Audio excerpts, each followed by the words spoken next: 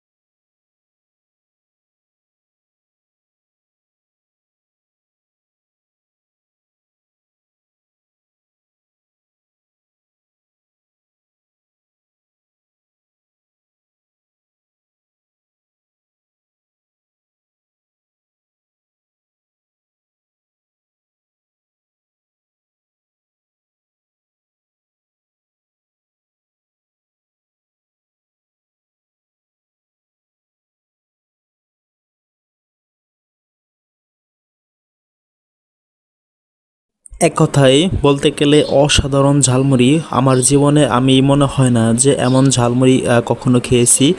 সত্যি কথা বলতে কিন্তু আজকের ঝালমুড়ি অসাধারণ ছিল। সবাই একবার হলেও আসবেন এবং খেয়ে যাবেন। ধন্যবাদ সবাইকে।